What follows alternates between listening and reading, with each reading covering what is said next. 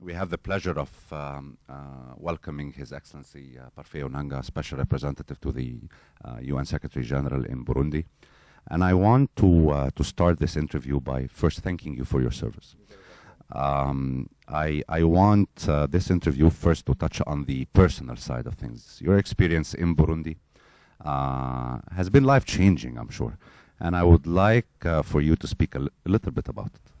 Thank you so much, Ashraf. Thank you for the opportunity. I think this will be the first time that I'm opening up on this issue.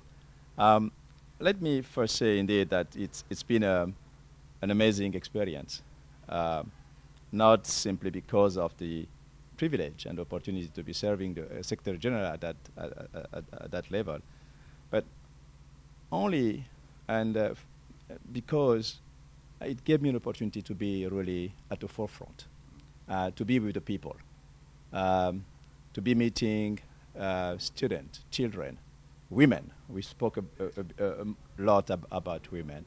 So to be really at the forefront of everything that matters for the UN, preventing peace, preventing conflict, working with key actors, not only at the top of the hierarchy of the political landscape, but also, at the bottom with ordinary citizens. So this for me has been an amazing experience, and of course, as I prepare to leave Burundi, I would be lying if I don't say that it's a kind of bittersweet moment. Do we know where you're heading next?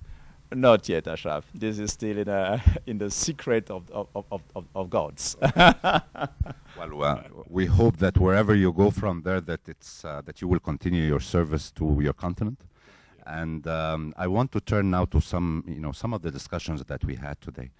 The focus of the Cairo workshop is on regional aspects of peace building, and you have been quite vocal in making interventions about what you believe should be and should not be the case now that we approach the review of the peace-building architecture.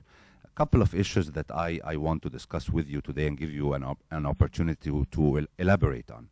First is the issue of early intervention, early warning, and whether that sits within the mandate of the peace-building architecture. I remember you saying during the discussion that every post-conflict situation is a potential pre-conflict situation if the right interventions are not in place. So what do you mean by that? Do you think that the Peace-Building Commission should play a more active role, not in post-conflict situations, but also in pre-conflict situations?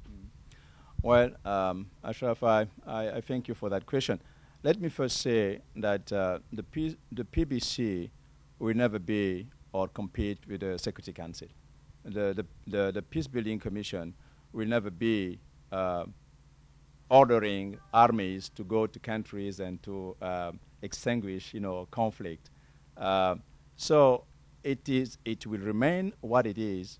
That is an innovative tool, which we all agree was missing in the overall security architecture of the United Nations. And therefore, we will have to make sure that we can use that tool in a more creative, proactive manner so that it may really contribute into preventing countries from relapsing into countries. And I would just give you one example. In the case of Burundi, which I believe I know a bit more than others, the PBC has become the key partner of the government in implementing its own national strategic development program, the CCLP2. So what does it mean? That document, which is actually the master kind of plan for Burundi looking forward as a post-conflict country, contains elements that are both of governance, reform, institutional reform nature, so political dimension of, the whole effort to rebuilding the country. But it also has lots of elements regarding, something that is more operational, like development-related, work to be done. So the PBC comes, at that juncture and becomes the link between the country and its partners. And this is the overall, the broad partners, family. And it comes there with the whole authority and credibility of the United Nations. So what the PBC will be saying in terms of everything we noted, that is, the international community withdraws too quickly. And then when it goes, it takes away attention and funding for a specific country. So, and we know at the end of the day that if development doesn't take place, then the country is really threatened to, go through even much more difficult situation. So the PBC is there at the center and trying to facilitate that dialogue. That's number one. But something that we didn't discuss here this afternoon is that not only that the PBC is the link between the country and its partners, but the overall process of outlining, elaborating a PBC funding project is an amazingly inclusive process. So it allows, therefore, dialogue within the country. And by the way, let me say this, money comes only at the end of that process. So what is first? So the issue of national ownership is not actually strictly limited to governments, then it includes civil society. Absolutely. And therefore, when the governments will be able to present that document into its partners, actually it has already the buying of its people. And I've seen this in Burundi, and because this is the beauty of the PBC.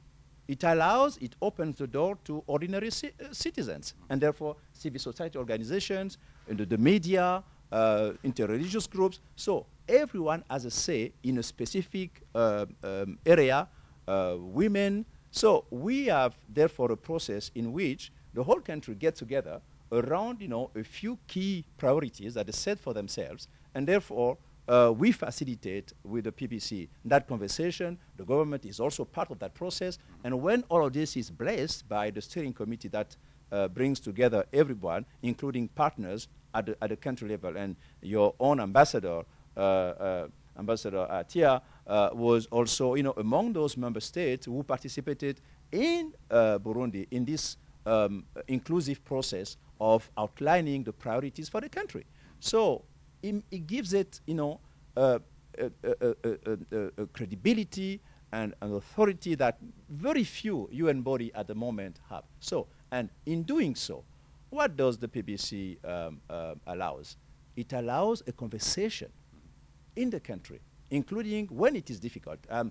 It's not a secret that relationships between civil society organizations and the state and the government are not always easy. But here they come around a specific area, project, priority areas, and then they outline what they believe will be good for the nation as a whole. So this is a contribution that is, it's not something that would be seen as intrusive. On the contrary, the PBC is putting that seed catalytic money, but to allow that conversation to take shape. And I fully agree with Oscar when he was saying a while ago that maybe moving forward what is needed is a bit more maybe envelope so that it may be more predictable, and the PBC would be able to act quicker and to really fix some of those gaps that, if they remain unattended, could really develop into much more worrisome situation. So that's what I meant by ensuring that the PBC comes early on in the conversation, not only at the tail end. The topic of the discussion of our workshop is quite large enough, but let me ask you about a larger issue. 2015 doesn't only witness the review of the peace-building architecture. Simultaneously, we have the review of the peacekeeping architecture, and we have, at the same time, the review of the development goals, the post-2015 development goals. Sitting from where you're sitting in Burundi, how would you like to see these three processes become more related? Because I think the discussion today made very clear that we can't be talking about these in separate boxes, that these three come together. what would you suggest in order for linkages to be established between the review of the peace-building architecture, the review of the peacekeeping architecture, and then the announcement of the post-2015 development goals? Well, Ashraf, I'm sure you're very familiar with the way the international machinery works. I believe, and there is no question about it, all these issues are deeply interrelated, interconnected. There is no question about it. And I believe we also said it a while ago, the nexus between peace, security, and development. And I would even speak about the three pillars of the UN, that is peace, security, development, and human rights. That is bringing us back into dignity of just ordinary citizens, are so intertwined that I don't see, frankly, how could we be projecting ourselves post-2015 without having that holistic approach into these issues. But I do understand that because of the way we do business, because of the way the organization is structured, and let's be fair to it, I guess there must be a need for some kind of division of labor. But while we may be addressing these issues separately, I believe in the overall mindset of the different tracks, there must be a need to ensure that they speak to each other. And the only way to make it possible is to put just come back into the basics. All of this, Ashraf, is done for ordinary people, for men and women and children. And it is all about ensuring that as we, when I say we, humanity progresses, it wants to be judged by the way it will be able to address the needs of the most vulnerable ones. So therefore, if it is clear that what we really are doing, be it in the post-2015 MDG development kind of process, in the review of the overall PKO architecture, in the PBC review, if we do understand that what is really at the core of our work is to ensure that ordinary people and people all over the world have a say in the way their governments actually are dealing with their needs. You know that far too well, that if moving forward in a world that is so much, becoming so smaller and at the same time so open, in the world where populations have told all of us that they don't want anymore to be told what their needs are, but rather they want to be part of the conversation, developing, thinking about their futures, their kids' future, where population want a bigger ownership and where they were expecting from the leaders more accountability. In this world of ours, in this world that we're seeing, where the new generations will be even more demanding, where they are so interconnected, it is simply, it will be counterproductive if anything that is done moving forward does not take that reality into fully account and then ensure that the solution that we'll be finding to make it, to the next step, take fully into account that reality. So for me, that is really the kind of bedrock and the link between all these processes. Well, you started your intervention today by talking about the rolling down of the UN flag in Burundi, being an opportunity to celebrate, an opportunity for Burundi to celebrate, and an opportunity for the UN to celebrate. And I will take that opportunity to first congratulate you on a job really well done, and to thank you for your service for Africa. And I hope that whatever God's secret, that is kept for you, that you continue to carry African flag somewhere else in our continent. This was His Excellency Special Representative of the UN Secretary General Parfait Onanga. Thank you for your presence with us, and we hope you enjoy the rest of your stay. Thank you, sir. Thank you.